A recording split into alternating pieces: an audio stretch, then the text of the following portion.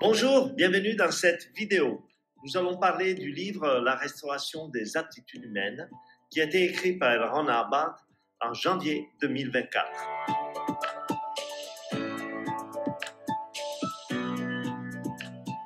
Nous allons parcourir ensemble l'introduction de ce livre, où, pour la première fois, nous allons explorer l'un des plus grands mystères de l'histoire de la scientologie. Il s'agit de ce qu'on appelle désormais le cas composite.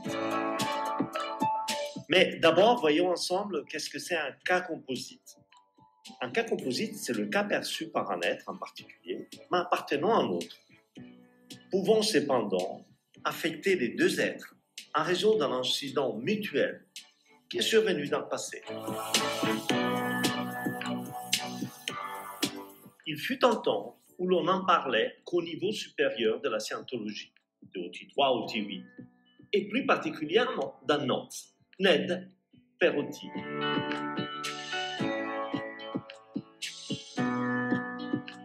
Mais au fil des années, des failles évidentes ont été observées dans cette théorie.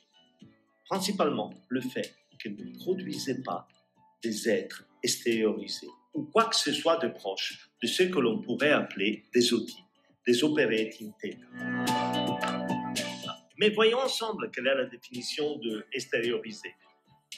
C'est un individu qui peut simplement s'éloigner du corps et prendre conscience qu'il est indépendant du corps, mais qu'il est toujours capable de le contrôler et de le manipuler. En fait, en y regardant de plus près, presque tous les êtres dirigés à ces niveaux supérieurs avaient perdu la plupart de leurs gains intérieurs. Cela est passé inaperçu pendant longtemps en raison de la nature secrète de ces matériaux du niveau supérieur et aussi des politiques de l'Église de Scientologie en matière de sécurité. Il n'y avait alors aucun moyen de faire réviser ces résultats publiquement ou de toute autre manière. Ce n'est que lorsque les recherches sur la restauration des aptitudes humaines ont commencé qu'une solution à ces problèmes a été découverte.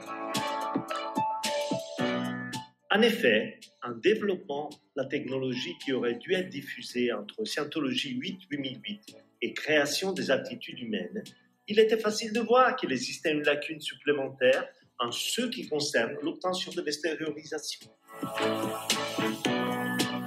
La création des aptitudes humaines a clairement et publiquement déclaré qu'un être n'est considéré comme un outil, un téton opérant, que s'il peut effectuer les deux routes, la route 1 et la route 2 du livre, en étant extériorisé. À l'inverse, cela signifierait donc qu'un être qui n'est pas extériorisé ne peut pas être un outil. Point final. Vous ne trouverez pas aujourd'hui un être qui soit extérieur avec une pleine perception.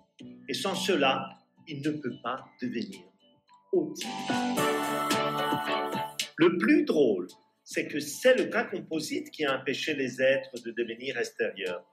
Mais la source et la théorie étaient erronées. Sans compter qu'il y a eu un léger malentendu dans la définition de l'extériorisation. Le cas composite et l'extériorisation sont traités en détail dans ce volume sans aucun secret. Grâce à ces données, nous pouvons à nouveau mettre les êtres dans un état où ils peuvent quitter leur corps et y revenir à volonté et les rapprocher un peu plus de l'outil complet. Nous pouvons alors mettre définitivement un terme à ce chapitre de notre histoire.